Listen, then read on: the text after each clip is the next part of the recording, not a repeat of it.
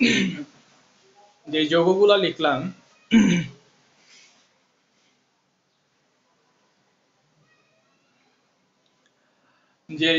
লিখলাম এগুলো হচ্ছে সংক্ষিপ্ত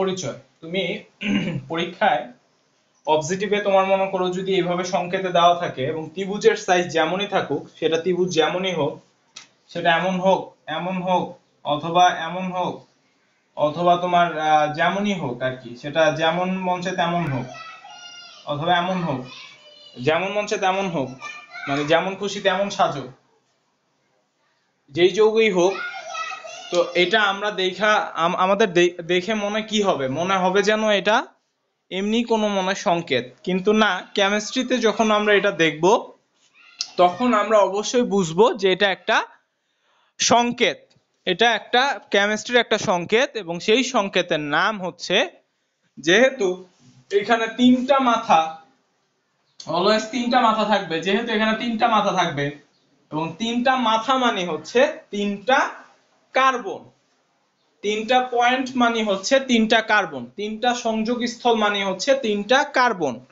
সো তিনটা কার্বন এভাবে কানেক্টেড, যেহেতু প্রত্যেকটা প্রান্ত প্রত্যেকটার সাথে কানেক্টেড, তাহলে এই সকল যৌগগুলোকে বলা হয় বদ্ধ শিকল হাইড্রোকার্বন বা অ্যালিসাইক্লিক হাইড্রোকার্বন। আর অ্যালিসাইক্লিকের জন্য সব সময় অলওয়েজ সাইক্লো ব্যাপারটা আসে, যেহেতু এখানে কোনো দ্বিবন্ধন নাই, যেহেতু এখানে সবগুলাই হচ্ছে সিঙ্গেল বন্ড, কোনো দ্বিবন্ধন নাই, এই জন্য আমরা এগুলাকে বলবো সম্পৃক্ত আর কি, অ্যালকেন যৌগগুলা যেহেতু। তাহলে আমরা জানি যেহেতু তিনটা কার্বন থাকলে নামকরণে কি আসবে, তিনটা কার্বনের জন্য নাম আসে প্রো। এবং আমরা জানি যেহেতু এটা একটা অ্যালকেন যৌগ, সেহেতু আমরা বলতে পারতেছি প্রোপেন। আর সাইক্লিক, যেহেতু প্রত্যেকটা কার্বনের সাথে কানেক্টেড, প্রত্যেকটা কার্বনের সাথে কানেক্টেড, সেহেতু আমরা বুঝতে পারতেছি যে কি এটা একটা সাইক্লিক যৌগ। তাহলে অ্যালিসাইক্লিক যৌগ, এই জন্য এটার নাম আসতেছে সাইক্লোপ্রোপেন। তোমরা কিন্তু অবশ্যই বুঝো এগুলা কার্বনের কয়টা হাত, চারটা হাত। দেখো প্রত্যেকটা কার্বনেরই চারটা হাতই ব্লক, প্রত্যেকটা কার্বনই চারটা হাত, কিন্তু এর বেশি হাত হওয়া কিন্তু পসিবল না। কার্বনের যে চারটা হাত, কার্বনের যে বিজোড় ইলেকট্রন চার, এই চারের কিন্তু বেশি হওয়া পসিবল না, এবং ওই যৌগ তো তোমার হচ্ছে ভ্যালিড যৌগ হবে না। দেখো তুমি যদি এই জায়গাটা মুছে দাও, মুছে দিয়ে যদি চিন্তা করো এর কয়টা হাত ছিল, কয়টা হাত, বাকি যদি মনে করো সাইডেই দিলাম, এখানে মনে করো একটা হাত, এখানে একটা হাত, তাই না? তার মানে এই যে দুইটা হাত, দুইটা, এটা একটা, এটা একটা, এটা একটা, চারটা হাত, দেখছো? বাকি দুইটা হাতের সঙ্গে এই যে ও হাইড্রোজেনকে ধরছে। এইভাবে আসলে সবকিছু, প্রত্যেকটা যৌগই কি করে, একটা স্থিতিশীল অবস্থায় বিরাজ করে, ভ্যালিডিটি মেইনটেইন করেই হচ্ছে করে।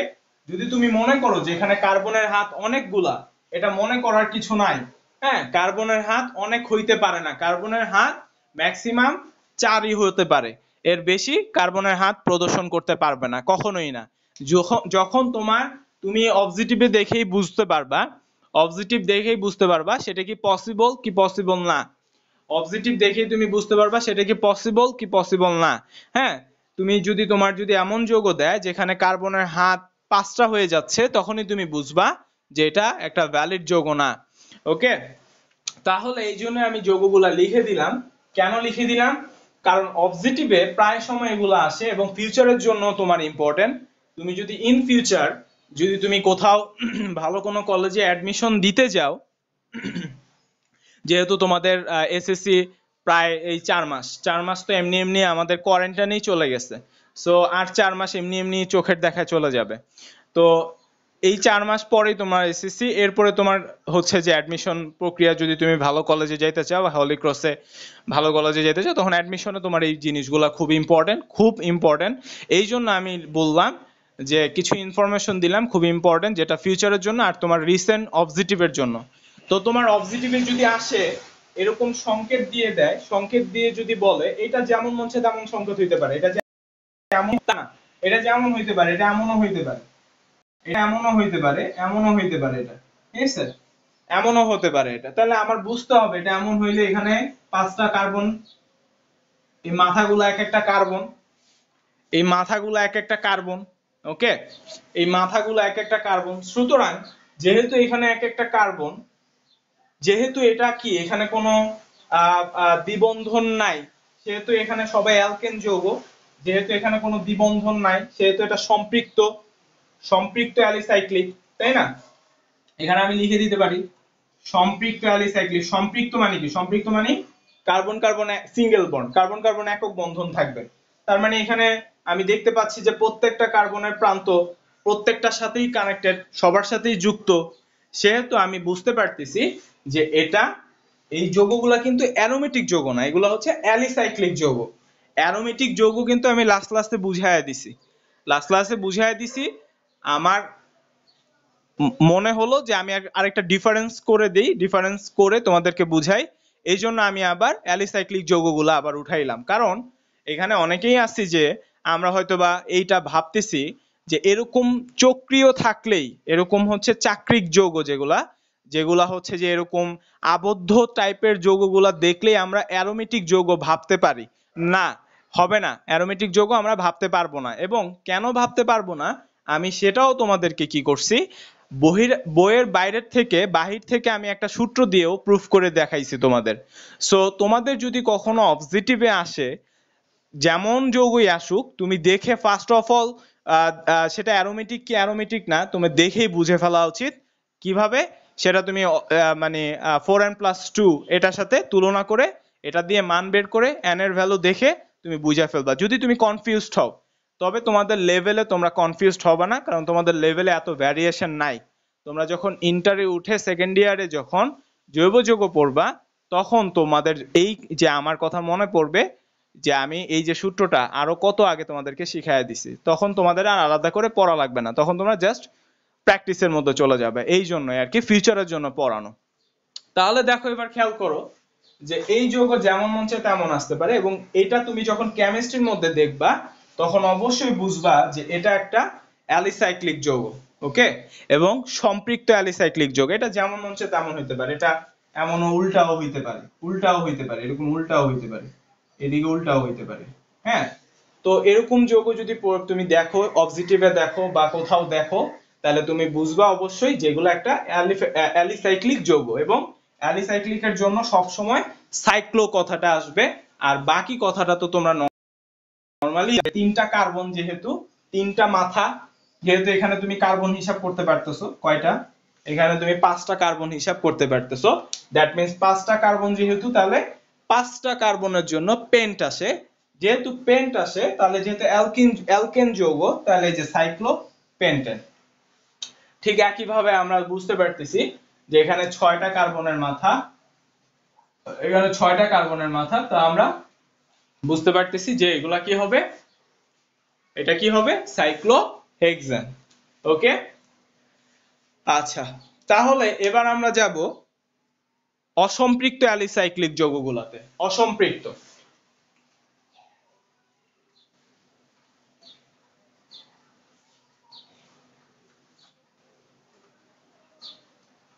আমরা এখন যাব অসম্পৃক্ত অ্যালিসাইক্লিক যৌগগুলো। অসম্পৃক্ত, তো অসম্পৃক্ত বানানোর জন্য আমরা কি করব? অসম্পৃক্ত মানে কি? অসম্পৃক্ত মানে হচ্ছে যে কি দ্বিবন্ধন বুঝানো, তাই না?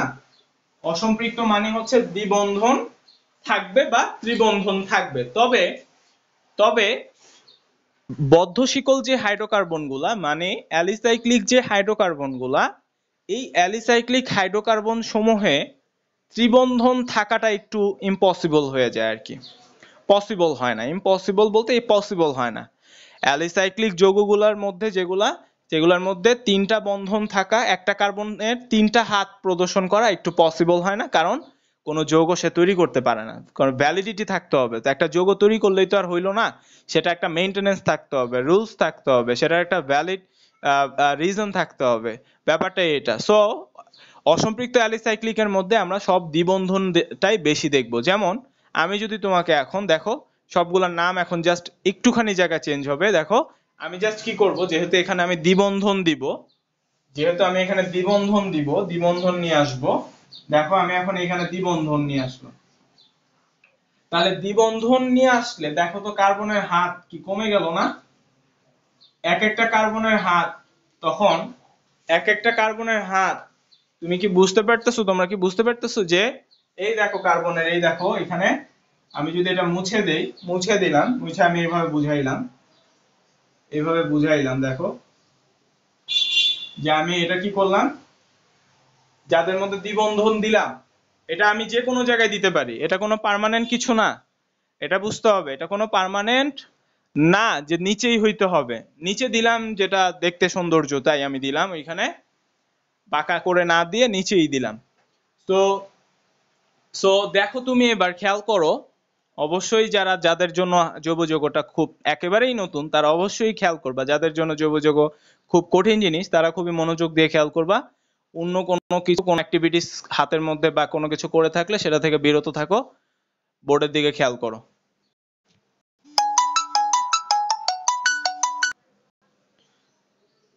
আচ্ছা, তাহলে দেখো খেয়াল করে এখানে, তাহলে তুমি খেয়াল করে দেখো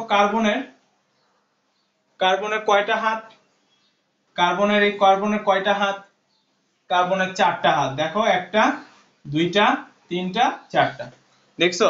তার মানে তুমি যখন দ্বিবন্ধন দিবা, যখন দ্বিবন্ধন দেওয়া হবে, তখন কার্বনের কিন্তু ওই যে CH2 আর থাকবে না, তার মানে একটা হাত কিন্তু কমে যাবে।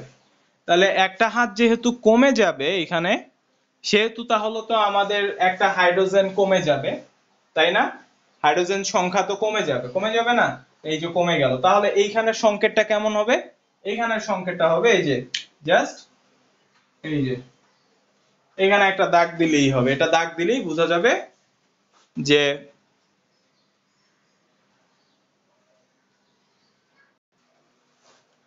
প্রত্যেকটা এখন চেঞ্জ করব। ওকে, কারো কোনো কনফিউশন থাকলে শুধু তখনই আমাকে টেক্সট দিবা, এছাড়া নিজেদের মধ্যে কোনো কথা থাকলে সেটা তুমি ফোন দিয়ে তারে উদ্ধার করে ফেলো, সমস্যা নাই আমার, বাট এইখানে তারে কমেন্ট করে কোনো কিছু বলা যাবে না, ঠিক আছে?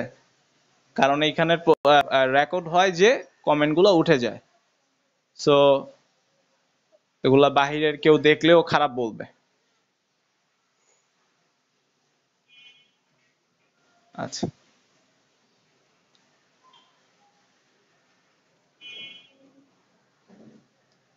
আচ্ছা, কে কে বোর্ড দেখতেছো না? আসলে বোর্ড ক্লিয়ারলি কয়জন দেখতেছো না? আমি এটাকে সাইক্লোবিউটিন বানায় দিব। ওকে, তো সাইক্লোবিউটিন বানাবো, তাহলে কি করব, সাইক্লোবিউটিন, এখন আমি এখানে যে কোনো একটা জায়গায় আমি দ্বিবন্ধন দিব, সেটা আমার কোনো পার্মানেন্ট কিছু না, আমি যে কোনো একটা জায়গায় দ্বিবন্ধন দিতে পারি। তাহলে যে কোনো একটা জায়গায় দ্বিবন্ধন দিলে তোমার মন মতো তুমি কি কোথায় দিলা, এখানেই মনে করো দ্বিবন্ধনটা দিলা, তাহলে দ্বিবন্ধন দিলে সেই সেম ঘটনা, তাহলে এখানে কি হবে, এখানে দুইটা হাইড্রোজেন তো আর জায়গা পাবে না, তাই না? দুইটা হাইড্রোজেন তো আর জায়গা পাবে না, কারণ কার্বনের তো 4টা হাত, তো 4টা হাতে ব্লক, তার মানে এই যে এখানে আমি দ্বিবন্ধনের চিহ্ন দিয়ে দিলাম। ওকে, এমন না যে এটা পার্মানেন্ট, এটা পার্মানেন্ট কিছু না, তাই না?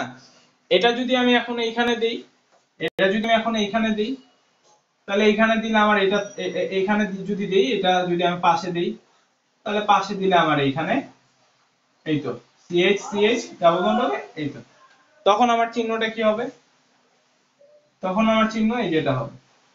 তার মানে এটা কোনো পার্মানেন্ট কিছু না, এটা যেমন চিত্র তেমন হইতে পারে। এই এই যে ভিতরের যে ইলেকট্রন গুলা, পাই ইলেকট্রন যেগুলাকে বলে পাই ইলেকট্রন, এই পাই ইলেকট্রন সমূহ হচ্ছে সঞ্চরণশীল, হ্যাঁ, মানে ঘূর্ণনশীল, ঘুরে বেড়াইতে পারে। এই পাই ইলেকট্রন গুলো হচ্ছে সঞ্চরণশীল ইলেকট্রন বলা হয়, তাই এই ইলেকট্রন গুলোর কোনো নির্দিষ্টতা নাই। এই ইলেকট্রন, এই যে ইলেকট্রন গুলাকে বলা হয়, এই যে ইলেকট্রন গুলাকে পাই ইলেকট্রন, পাই, ঠিক আছে, পাই ইলেকট্রন বলে। সো এটার কোনো নির্দিষ্টতা নাই, এটা যে কোনো ভাবে ঘুরে বেড়াইতে পারে, এটা এখানেও হইতে পারে, আবার এটা এভাবে হইতে পারে, এদিকে হইতে পারে, তাই না?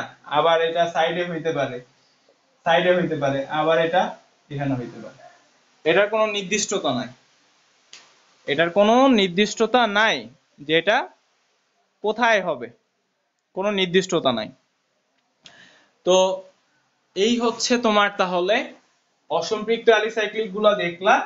তাহলে এইখানে তোমার এই জায়গায় যে কোনো একটা জায়গায় তুমি দিয়ে দিতে পারো, তাহলে সাইক্লোপেন্টিন। ওকে, তো সাইক্লোপেন্টিন হইলে এখানে তোমার কি করব, কেটে দিব, কেটে দিয়ে এই তো। তারপর এখানে এই যে কোনো একটা জায়গায় হইলেই হবে। এই এখানের সাইক্লোহেক্সানের ক্ষেত্রে যে কোনো একটা জায়গায় হলেই হবে। হ্যাঁ, সঞ্চরণশীল ইলেকট্রন, হ্যাঁ সঞ্চরণশীল ইলেকট্রন। তাহলে পাই পাই ইলেকট্রন হচ্ছে সঞ্চরণশীল ইলেকট্রন, সেটা বলছি। পাই ইলেকট্রন হচ্ছে যে এইখানে আমি যে কোনো একটা জায়গা দিতে পারি, এটা যে কোনো এক জায়গায় দিতে পারি, এটা কোনো আমার পার্মানেন্ট কিছু না, যে কোনো একটা জায়গায় হইতে পারে। তাহলে যে কোনো একটা জায়গায় হলে আমার, যদি আমি যে কোনো একটা জায়গায় দিই, সেটা যদি আমি এখানে দিই, তাহলে আমি দাগ মুছে দিব। তাহলে দাগ মুছে, সরি হাইড্রোজেন মুছে দিলাম দুইটা, তাহলে সাইক্লোহেক্সিন, তাহলে এখানে আমি বন্ধন দিয়ে দিব। এখন কেউ যদি এটা দেখে ভাবো যে এটা একটা অ্যারোমেটিক যৌগ, না, অ্যারোমেটিক যৌগের কন্ডিশন কিন্তু তিনটা কন্ডিশনের কিন্তু ও হচ্ছে প্রথমটা যদিও মানে, কিন্তু সেকেন্ডটা মানতেছে না। সেকেন্ডটা মানলেও যদি প্রথম আর সেকেন্ডটাও মানে, কিন্তু থার্ডটা মানতে হবে। বুঝে গেছে? থার্ড যেটা 4n+2, যেটা আমি তোমাদেরকে লিখে দিছি, সেইটা সেইটা দিয়ে সবাইকে প্রুফ করা যায় সে কি অ্যারোমেটিক যৌগ কিনা। আচ্ছা, এবার দেখো, খেয়াল করো, তোমাদেরকে আরেকটা এক্সেপশনাল যৌগ শিখাবো, যেটা প্রায় সময় তোমাদের গত বছর আগের বছরে টেস্টে, তোমাদের স্কুলের টেস্টে আসছিল জ্ঞানমূলকে, কিন্তু অনেকেই পারে নাই, অবজেক্টিভও আসে। সেটা হচ্ছে কি, এটা আবার পুরাণ বইয়ে ছিল। আমি তাহলে এই যৌগগুলো মুছে দিতেছি। তবে এই যৌগটা হচ্ছে একটু এক্সেপশনাল, যদি বিশেষ করে এই সাইক্লোবিউটিনের মধ্যে আসে, বিশেষ করে এই সাইক্লোবিউটিনের মধ্যে আসে, সেটা বিউটিন হেক্সিনের মধ্যেও আসে, হেক্সিনের মধ্যেও আসলে আসে। যে দেখো, কারণ এটা ভ্যালিডিটি থাকতে হবে সবার মধ্যে, এই জন্য আসতে পারে না। দেখো এখানে যদি আমি ডাবল বন্ড দুই পাশেই দিয়ে দিই, মনে করো ডাবল বন্ড আমি দুই পাশেই দিলাম, হইতেই পারে। দেখো ডাবল বন্ড দুই পাশে দিচ্ছি, কিন্তু কোনো ঝামেলা হচ্ছে? তুমি যদি খেয়াল করো, এখানে কোনো ঝামেলা হচ্ছে? এই কার্বনের হাত কয়টা তোমাকে যদি আমি ভাঙায় দেখাই, এই কার্বনের হাত দেখো, তুমি যদি খেয়ালই করো, এখানে এই কার্বনের হাত, এই যে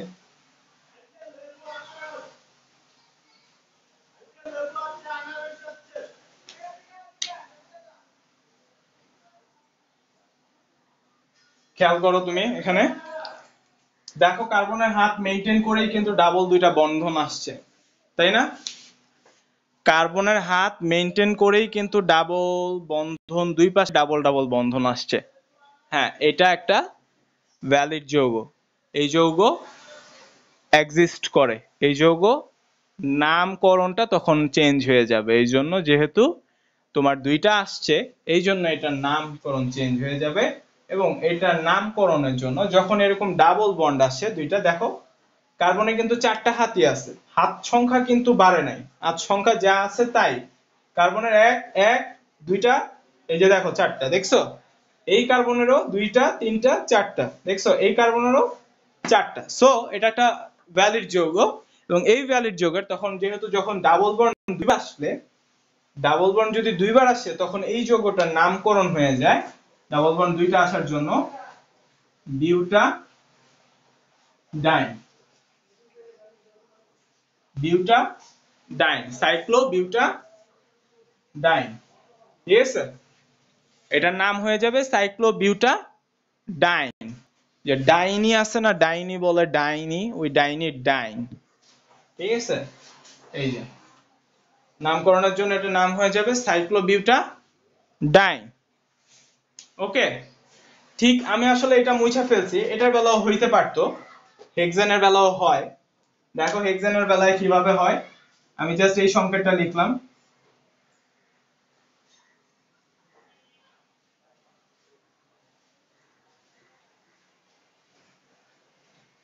এটার বেলাও হবে। তাহলে এটার বেলা হইলে তোমরা বুঝতে পারতেছো নামকরণ কি হবে, সাইক্লো সাইক্লো হেক্সা ডাইন। ঠিক আছে, সাইক্লো হেক্সা ডাইন। দেখো এটা কি একটা অ্যারোমেটিক যৌগ? সাইক্লোহেক্সাডাইন তোমাকে যদি এরকম পরীক্ষা অনুধাবন প্রশ্ন দিয়ে থাকবে যে আহ, এই যৌগটা কি একটা অ্যারোমেটিক যৌগ, তো তখন তুমি কিভাবে ব্যাখ্যা দিবা? তখন কিন্তু তোমার ব্যাখ্যাতে কিন্তু আবার 4n+2 নিয়ে আসতে পারো, কোনো সমস্যা হবে না, কিন্তু বইয়ের মধ্যে থেকেও কিছু কথা লিখতে হবে। দেখো বইয়ের মধ্যে থেকে তুমি কি কথা লিখবা, কোনটার সাথে তুলনা করবা যে অ্যারোমেটিক যৌগসমূহের মধ্যে একান্তর দ্বিবন্ধন উপস্থিত, কিন্তু উপরোক্ত যৌগটাতে বা সাইক্লোহেক্সাডাইনে একান্তর দ্বিবন্ধন নেই। দেখো একান্তর দ্বিবন্ধন আছে। একান্তর দ্বিবন্ধন মানে কি, যদি এইখানে থাকে এইখানে আছে এইখানে থাকবে না, ওকে, আবার এইখানে থাকবে এইখানে আবার থাকবে এইখানে থাকবে না, কিন্তু এটা মেনটেন করে নাই। তাহলে তুমি বুঝতে পারতেছো যে এটা অ্যারোমেটিক যৌগ না এটা। ওকে, আমাদের সময় এই জিনিসগুলো অনেক বেশি আসতো। সাইক্লো বিউটাডাইন, কি হয়েছে? ওকে, তাহলে এবার দেখো খেয়াল করে সাইক্লোহেক্সা ডাইন, তাহলে তুমি এটা প্রুফ করো এটা কি অ্যারোমেটিক যৌগ কিনা। তাহলে দেখো অ্যারোমেটিক যৌগ কিনা, 4n+2 = 4। তাহলে দেখো এখানে 4n+2 = 4, then 4n = 2 and ½ তার মানে হাফ পূর্ণ সংখ্যা না হলে অ্যারোমেটিক হাইড্রোকার্বন নয়। অ্যারোমেটিক হাইড্রোকার্বন না, পূর্ণ সংখ্যা হতে হবে, n এর ভ্যালু পূর্ণ সংখ্যায় আসতে হবে। তাহলে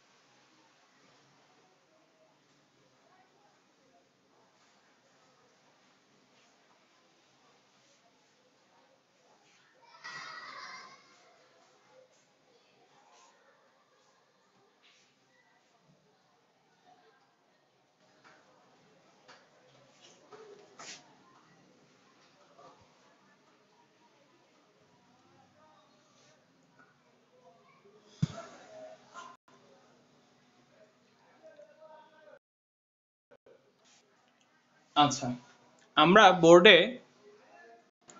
3টা যৌগ দেখতে পাচ্ছি এবং আমাদের দেখা যে নরমাল যে যৌগ থেকে একটু ব্যতিক্রম, দেখে আমাদের সবার কাছে ব্যতিক্রম এক্সেপশনাল মনে হচ্ছে। এবং হ্যাঁ, এই যে যৌগগুলো আমরা দেখলাম, আমরা যে নরমালি মুক্ত শিকল যে হাইড্রোকার্বন গুলা দেখছি, নরমাল যেই যদি বলি প্রোপেন, বিউটেন, সেগুলো ছিল নরমালি একটা শিকল, একটা চেইনের মতো, যার কোনো শাখা প্রশাখা নাই। কিন্তু একটা চেইনের সাথে যদি দেখো তুমি যদি একটা লকেট ঝুলায়া দাও, তাহলে সেই লকেটটাকে আমরা শাখাই বলি, চেইনের শাখা, তাই না? ঠিক এইরকমই ওই চেইনটার সঙ্গে এখানে প্রত্যেকটার সাথে একটা করে আমি শাখা যুক্ত করছি, যার ফলে এদের নামকরণের ব্যাপারটা একটু নামকরণে একটা চেঞ্জ আসবে। আহামরি কোনো চেঞ্জ আসবে না, জাস্ট শাখাটার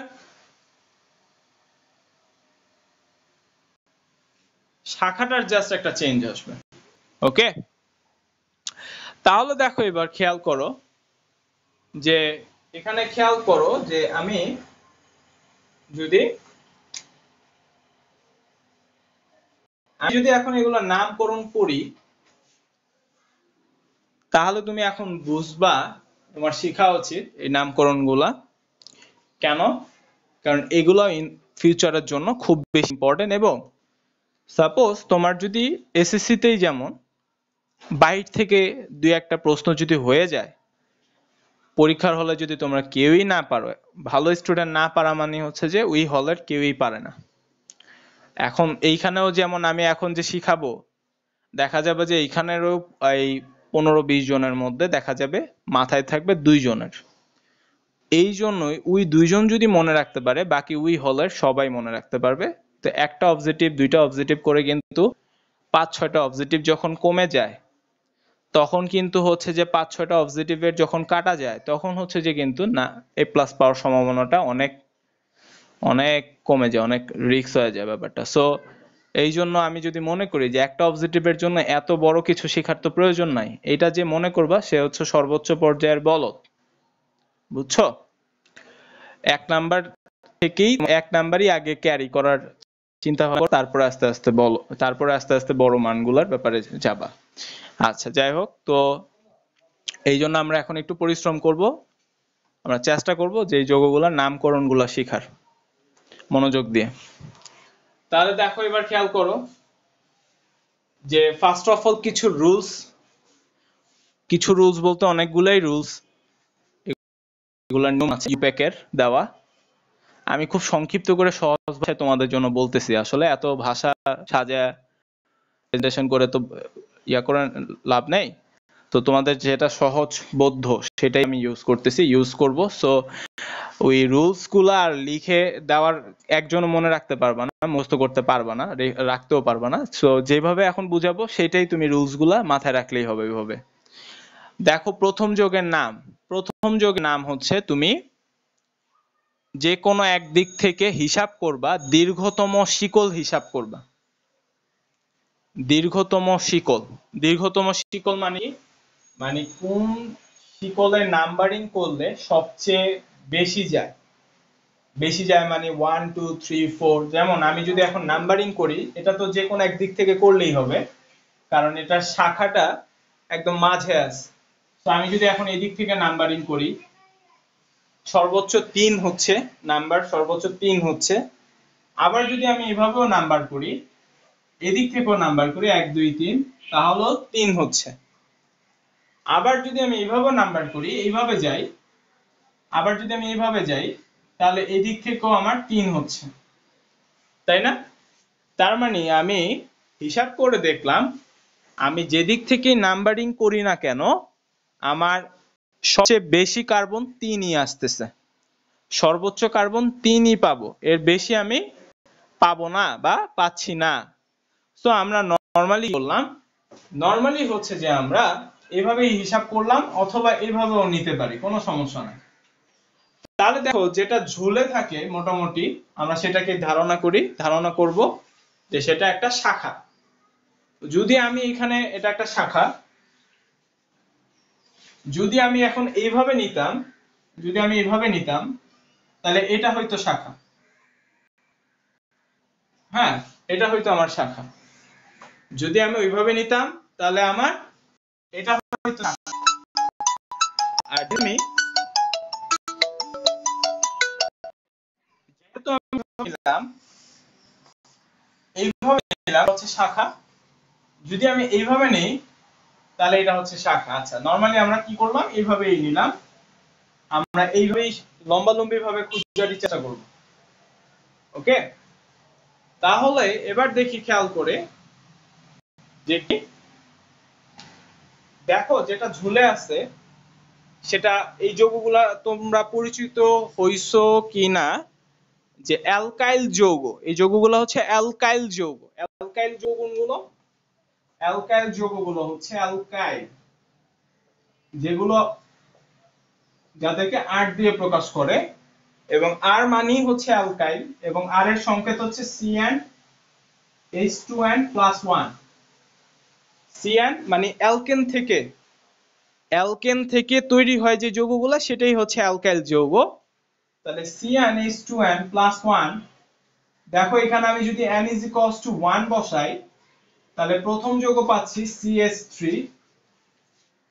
যেটাকে বলা হয়, এবং তার একটা হাত কিন্তু খালি, এই হাতের সঙ্গে সে বিভিন্ন যৌগ বা মৌল কানেক্ট করে দেন হচ্ছে যে আরো অনেক যৌগ তৈরি করতে পারে। এই যৌগের নাম কি? এটার নাম হচ্ছে মিথাইল। যদি আমি এখন 2 বসাইলে এটা থেকে পাবো আমি C2H5। হ্যাঁ মিথাইল অ্যালকাইল, অ্যালকাইলের একটা টান আসতে হবে, তো অ্যালকাইল এই যে মিথাইল, তাহলে এটার নাম আসবে ইথাইল। ওকে, তো আমরা আপাতত দুইটা শিখতে পারি। 3 নাম্বারটা কি আসবে? প্রোপাইল। বুঝতে পারতেছি 3 নাম্বারটা আসবে কি? প্রোপাইল। তো আমাদের 3 আপাতত এখানে প্রয়োজন নাই, তাই আমরা মাথায় দুইটাই রাখি, বিশেষ করে প্রথমটাই রাখি মিথাইল। স্পেশালি আমরা দুইটাই রাখি, স্পেশালি আমরা দুইটাই রাখলাম। দুইটা হচ্ছে যে কি? মিথাইল আর ইথাইল। এটাও একটা জাত যেটা অ্যালকেন থেকে তৈরি হয়। অ্যালকেন থেকে যখন একটা হাইড্রোজেন কমে যাবে, তখন সে একটা আরেকটা জাতের সৃষ্টি করবে, আরেকটা গোত্রের সৃষ্টি করবে, বংশের সৃষ্টি করবে আর কি, one kind of.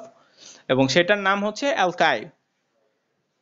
Alkane, alkyne, অ্যালকাইন, এটার বাইরেও একটা গোত্র বা বংশ যেটা অ্যালকেন থেকে তৈরি হয়, যার নাম হচ্ছে অ্যালকাইল মূলক। হ্যাঁ, অ্যালকাইল মূলক বলা হয় মেইনলি, এরা মূলক হিসাবে আচরণ করে। এবং এদের যে একটা হাত খালি দেখতে পাচ্ছ, এদের যে একটা হাত খালি, এই হাতের সঙ্গে এরা পৃথিবীর যে কোনো মৌলকে, পৃথিবীর যে কোনো মৌলের সঙ্গে মৌল এসে যুক্ত হতে পারে এবং নতুন নতুন যৌগ তৈরি করতে পারে।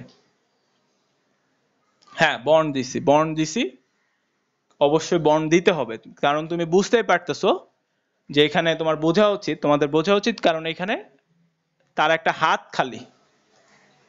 হ্যাঁ বন্ড, এটা বন্ড, মিথাইল লেখার পরে এখানে বন্ড দিছি, তার একটা হাত খালি, এই যে বন্ড,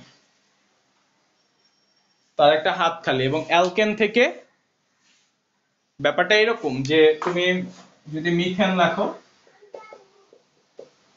মিথেন লিখলা, তো মিথেন লিখছো, তুমি একটা হাইড্রোজেন, তুমি হাইড্রোজেনের এই যে সরায় ফেলো, তা হাইড্রোজেন সরায় ফেললা, তা হাইড্রোজেন সরায় ফেললে তার একটা হাত তৈরি হইলো না?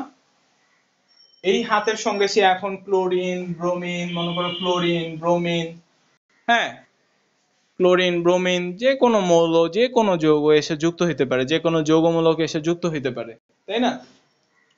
এটাই হচ্ছে অ্যালকাইল মূলক বা অ্যালকাইল জাত। ওকে, তাহলে দেখো এবার খেয়াল করে এখানে এই জায়গাটাতে খেয়াল করো, তাহলে 2 নম্বরে যে শাখা নামকরণের ক্ষেত্রে, নামকরণের ক্ষেত্রে সেই 2 নম্বর,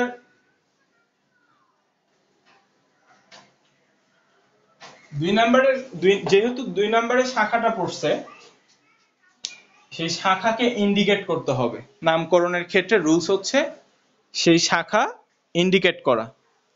দ্যাট মিন্স সেই শাখাকে ইন্ডিকেট করা মানে হচ্ছে 2 নম্বরে যেহেতু মিথাইল, তাহলে এটার নামকরণ হবে 2 মিথাইল,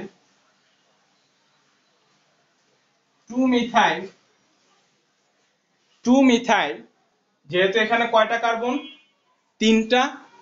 এবং যেহেতু এখানে কোনো দ্বিবন্ধন নাই বা ত্রিবন্ধন নাই, সবগুলোই একক বন্ধন, সিঙ্গেল বন্ড, তার মানে বুঝতেছি এগুলো, এই যৌগটা হচ্ছে অ্যালকেন যৌগ।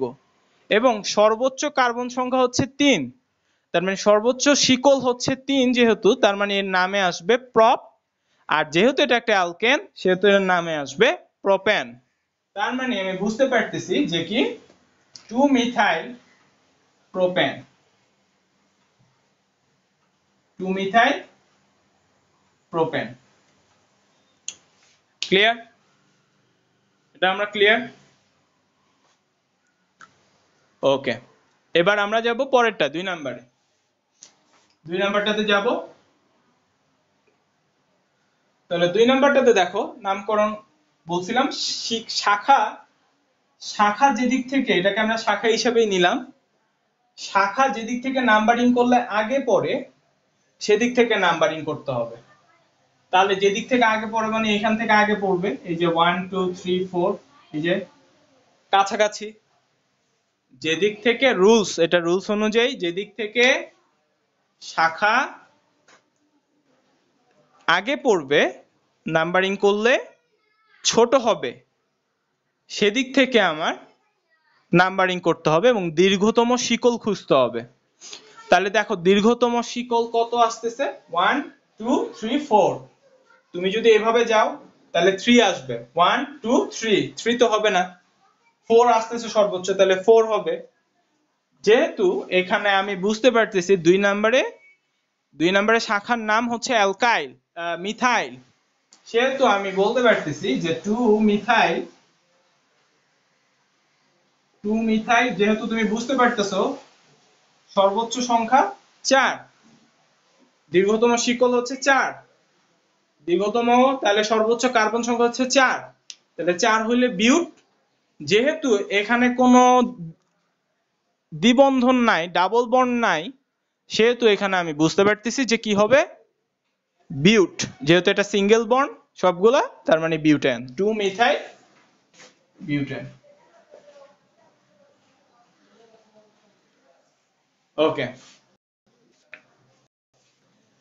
এবার যদি আমরা 3 নাম্বারটাতে যাই 3 নাম্বারটা আমার দুই দিক থেকেই শাখা আছে এদিক থেকেও শাখা আছে এদিক থেকে শুরু করলেও শাখা আছে এদিক থেকে শুরু করলেও শাখা আছে তাই না তাহলে আমার দুই দিক থেকে আমি শাখা প্রশাখা পাচ্ছি তাহলে কোন দিক থেকে আমি নাম্বারিংটা আগে করব যে দিক থেকে আমার শাখা প্রশাখা বেশি সেদিক থেকে আমি নাম্বারিংটা আগে করব যে দিক থেকে আমার শাখা প্রশাখাটা বেশি সেদিক থেকে আমি নাম্বারিংটা আগে করব দ্যাট মিন্স আমি নাম্বারিং করব কোথা থেকে 1 2 3 4 5 দেখলাম এদিক থেকে করলেই আমার সর্বোচ্চ কার্বন সংখ্যা 5 আসতেছে সর্বোচ্চ কার্বন সংখ্যা 5 আসতেছে আবার তুমি চাইলে এইভাবেও যাইতে পারো এটা নিচের দিকে এভাবেও যেতে পারো 5 তাহলে এটা হবে তখন শাখা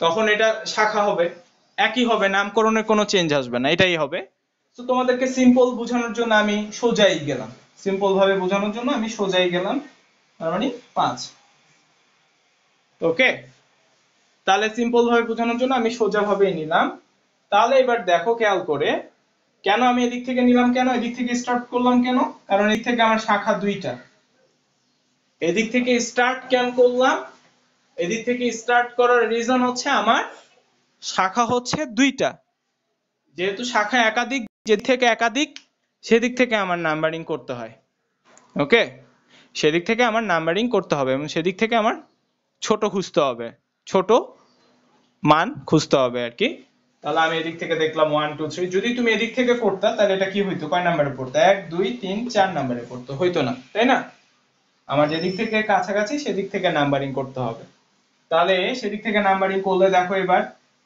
2 নাম্বারের মধ্যে 2 এর মধ্যে তোমার শাখা আছে কয়টা 2 এর মধ্যে তোমার শাখা হচ্ছে দুইটা তাই না এই যে শাখা হচ্ছে দুইটা 2 এর মধ্যে যেহেতু 2 নাম্বারের মধ্যে শাখা তোমার দুইটা আবার 4 নাম্বারেও একটা তাহলে 2 নাম্বারে দুইটাকে ইন্ডিকেট করার জন্য 2 নাম্বারে দুইটাকে ইন্ডিকেট করার জন্য আমরা কি করব দুইটাকে ইন্ডিকেট করব 2 2 2 2 আবার 4 এও আছে 2 2 4 যেহেতু এখানে কয়টা তিনটা পাইলাম 1 2 3 তিনটা পাইতেছি 2 2 2 এর মধ্যে যেহেতু দুইটা তাই দুইটাকে ইন্ডিকেট করতে হবে 2 এর মধ্যে দুইটাকে ইন্ডিকেট করতে হবে 2 2 এর মধ্যে দুইটা উপর নিচে দুইটা তাই 2 2 4 ট্রাইমিথাইল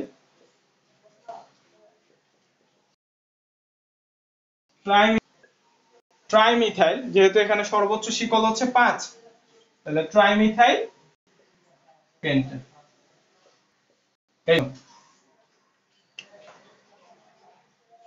কারো যদি বুঝতে কোনো সমস্যা হয় বিন্দুমাত্র তাহলে আমাকে প্রশ্ন করতে পারো